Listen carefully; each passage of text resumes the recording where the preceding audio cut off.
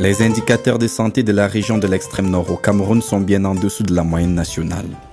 Les districts de santé de Maroua 1, Maroua 2, Maroua 3, Guidigis, Moulvoudaï, Gazawa et Kaza, avec 25% de la population totale de cette partie du pays, présentaient les indicateurs les plus inquiétants quant à la santé de la mère et de l'enfant. De l'enquête EDS-MICS 2011, il ressort que le taux de mortalité infanto-juvénile de la région de l'extrême nord est de 168 pour 1000 naissances vivantes, avec un taux de prévalence du VIH chez les femmes enceintes de 3% et seulement 23% des accouchements qui se font dans un centre de santé. En 2010, la direction des ressources humaines du ministère de la Santé publique faisait déjà état dans ces données d'un taux de prévalence du VIH-Sida de 13% parmi les enfants.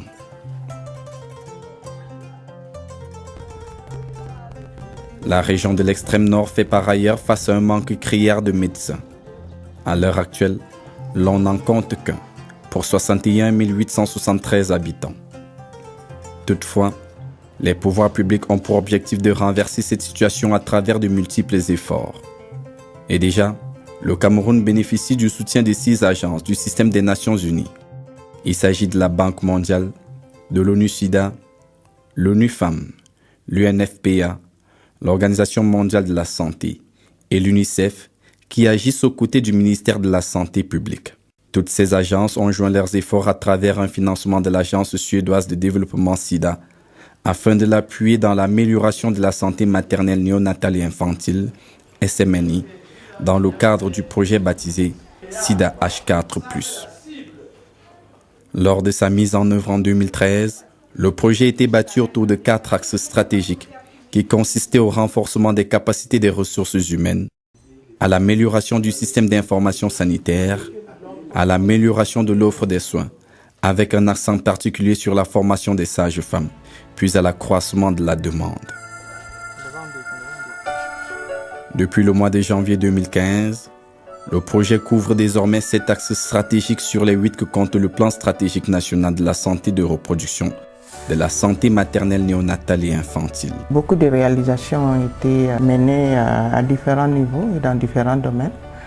Je parlerai par exemple du renforcement de capacité du personnel. Nous avons là plus de 100 prestataires qui ont été formés sur la santé de la mère et de l'enfant, plus précisément sur les soins obstétricaux d'urgence et néonataux. Et également au niveau de la prise en charge intégrée des maladies de l'enfance. Cette formation a changé beaucoup sur ma façon de travailler. La prise en charge de nos femmes enceintes, la prise en charge de nos enfants de 0 à 5 ans, de nos malades.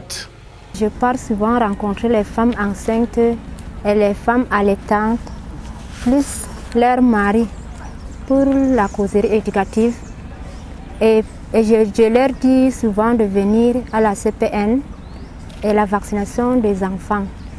Avant, les femmes refusaient, mais maintenant, les femmes viennent vacciner leurs enfants et les femmes enceintes en plus. Avant la formation, les 3 premiers, j'ai donné directement la bouillie avant l'âge de 6 mois. Mais maintenant, comme j'ai suivi la formation, les 2 derniers, je n'ai pas donné l'eau. Je donne seulement lait maternel. Mais j'ai vu la différence. Les 3 autres étaient toujours malades, mais les 2 derniers sont toujours en bonne santé. Au moins, on aura mis le paquet pour sensibiliser les femmes sur l'importance d'accoucher dans les formations sanitaires. On aura même sensibilisé les accoucheuses traditionnelles pour être maintenant des accompagnatrices vers les formations sanitaires. Nous faisons un tout et toutes les agences travaillent au nom du projet SIDA H4 qui vient en appui à la délégation. Donc c'est à l'intérieur que nous savons que c'est telle agence plus spécialisée pour telle ou telle activité qui appuie la délégation dans ce cadre-là.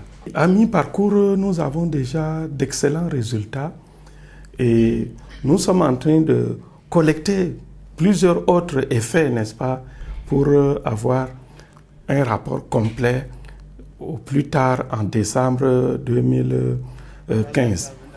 Le projet couvre une période de 36 mois.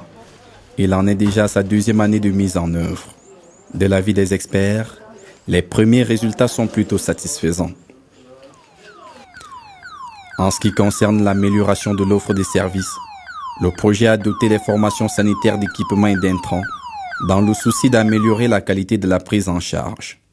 Nous avons bénéficié du projet SIDA H4+, par rapport à ces aides de tricycle qui nous ont aussi appuyés, qui nous permet aussi d'apporter les malades qui sont un peu dans les quartiers un peu éloignés du centre. H4+ m'a ouvert les yeux à voir que tu as quelque chose dans ta main qui va aider beaucoup de femmes. Le projet tient par ailleurs à mettre un accent sur l'engagement, mais aussi la participation communautaire. Nous avons d'abord mené une enquête de base pour connaître exactement quelles sont les pratiques culturelles néfastes qui impactent négativement sur la santé de la mère et de l'enfant. L'une des stratégies importantes que nous avons utilisées, c'était de développer un groupe de théâtre forum avec des jeunes qui ont développé plusieurs sketchs qui pouvaient, et à chaque rencontre de sensibilisation ou de plaidoyer, ce groupe de jeunes venait présenter des sketchs sur la santé maternelle, néonatale et infantile, soit sur le mariage précoce, soit sur l'accouchement à domicile, soit sur la consultation prénatale. Et à la fin, des gens échangeaient sur ce qu'ils ont vu et tiraient des conclusions. Si le sida H4 n'était pas né, il fallait qu'il naisse pour Guidigis. Quand il venait, je vous assure, nos clignotants étaient au rouge. Aujourd'hui, grâce à son apport personnel, à l'implication de tous les acteurs du sida H4 et des organismes affiliés, la santé maternelle et infantile, ici à Guidigis, a pris un bond en avant. Certains centres de santé, en l'occurrence comme Guérémé, qui étaient à 0 fréquentation, sont passés aujourd'hui au-delà de 46. Guidigis, où l'hôpital du district, il y avait peut-être 7 à 8 accouchements. Aujourd'hui, nous sommes passés très proches de la réalité nationale. Le gouvernement est très engagé parce que le chef de l'État, son Excellence Paul Biya, a créé un programme multisectoriel de lutte contre la mortalité maternelle infanto-juvénile. Et dans ce programme multisectoriel, nous avons donc tous nos partenaires qui se mettent à nos côtés et diverses initiatives.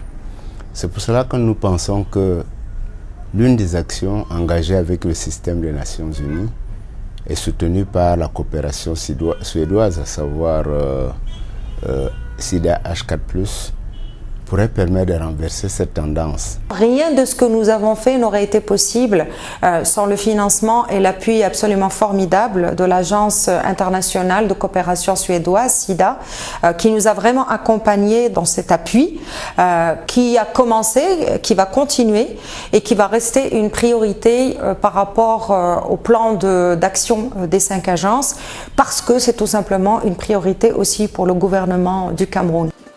Afin d'y parvenir, il est indispensable de consolider les acquis actuels du projet.